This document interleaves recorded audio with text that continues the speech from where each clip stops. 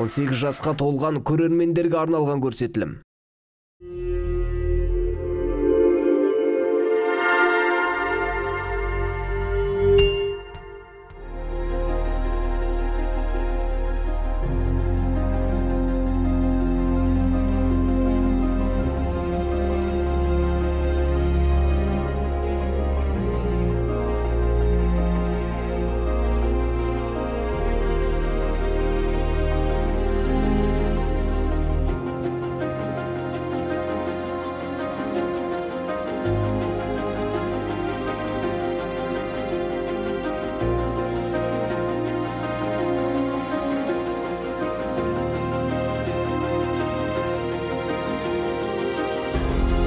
Аталмыш түрі ел арасында хоспис деп аталады. Тіпті мұнда кету үшін келеді, я болмаса ешкімге керек жоқ жандар паналайды деген түсінік бар. Бірақ мұндағылар өлім дегеннен гөрі өмір дегенді өте жақсы түсінеді, әрі қолдағысын бағалайды.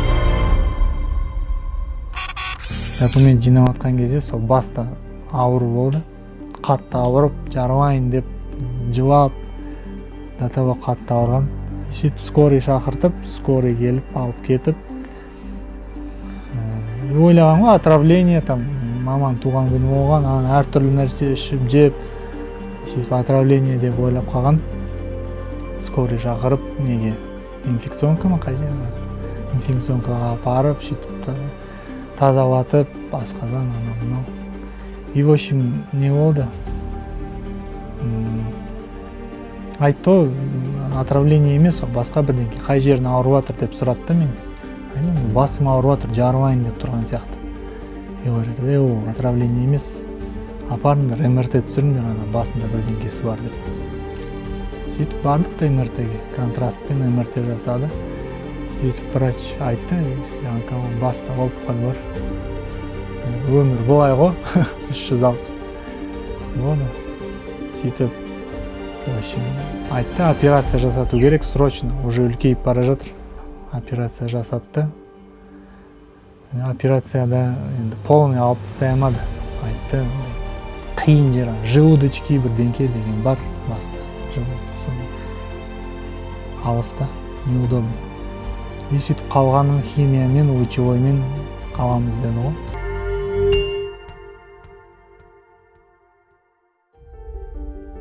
Осы Жамбыл облысында ең алғашқы мекемелердің бірі. Бұл жерде паллиативті қызмет дейді.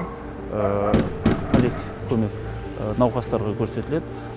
Енді алғашқы жылдары сол ашылған жылы қанша адам осында қабылданды? Ал қазір қанша адам шамамен? Ең бірінші жылдары бізде 700 адамдай қабылданған. Бір жыл ішінде. Оның өзі, сол енді заманның өзін керектігіне байланысты болып тұр ғой. Ал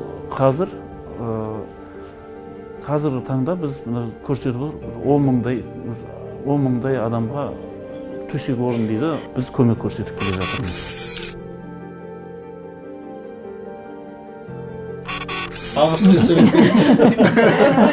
Дружественно это.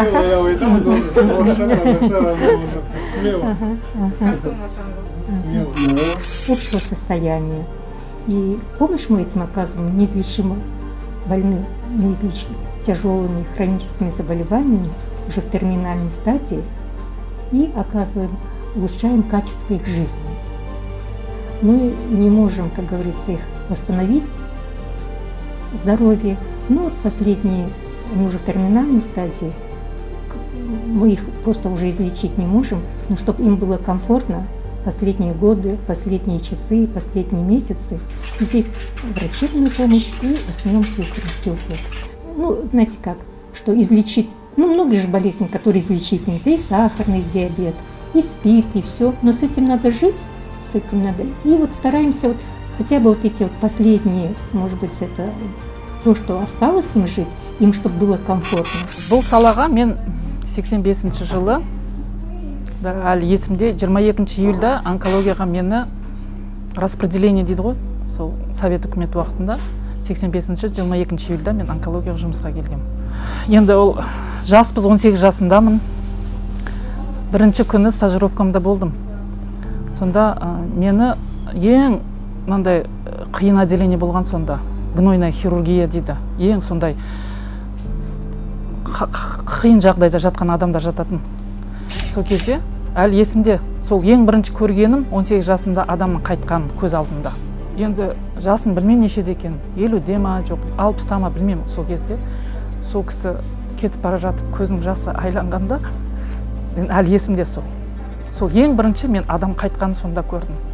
Сол палатада тұрып, мен сол кісінің кетіп бара жатып көзінің жасы аққанын көргенде, мен өзімді ұстай алмай сол жерде мен жыладым, бақырып жыладым.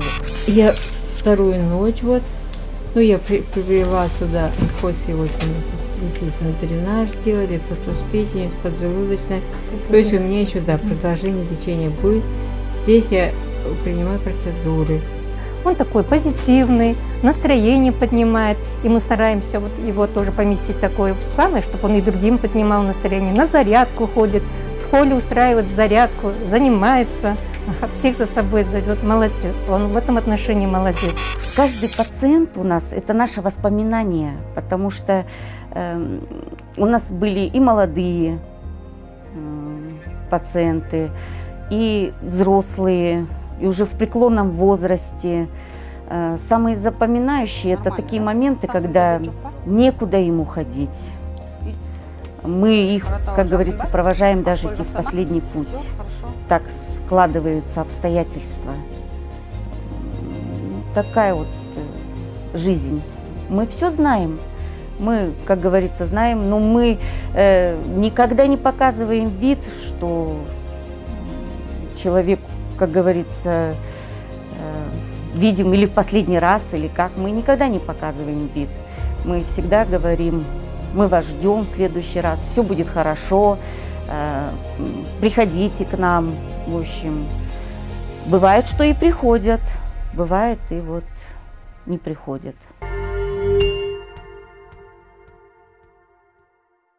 Ол кезде көбіне мынандай үлкен кісілер жататын еді. Қазір енді мына онкология жасарып кетті. Өте көп жастар қазір. Ол кезде бізге қарағанда енді үлкен кісілер дейміз ғой, 50-ден асқан, 60-тан асқан сондай кісілер етін. Қазіргідей емес. Қазір міне 30-дағы, 25-тегі, 16-дағы жастар бар бізде. В общем, қиын тема ол негізі. Но енді айтарым не, осы интервьюді адамдар көретін, мысалы біз сияқты осы жерде ауырып жатқандар, біз сияқты біреулер ауырып жатса, енді мен айтарым, ешқашан нельзя никогда сдаваться, в общем. Только бороться, только борьба победит, и только если не сдаваться, все возможно. Любую болезнь можно исцелить, я считаю. Все в руках Аллаха. Если Аллах захочет, Он исцелит любого. Вы знаете, как они уже знают о своем заболевании, и такого, чтобы вот не хочу жить, такого у нас такого нету.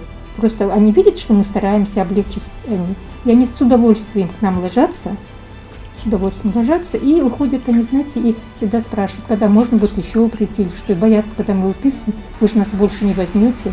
Ну, такого нет, вот сегодня выписывается больной, говорит, я его уже выписали, уже 2 недели.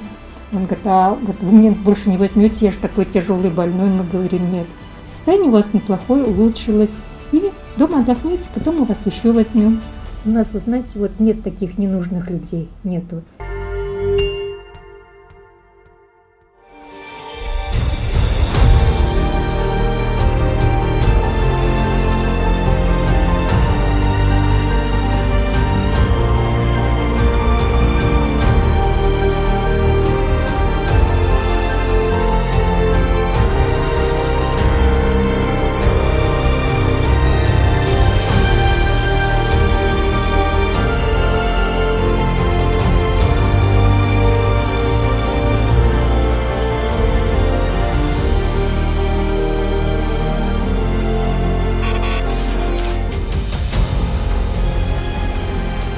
Өмірге келмек барда, кетпек те бар белгілі. Бірақ әрбір адам соңғы демі шыққанша бақытты өмір сүруге құқылы.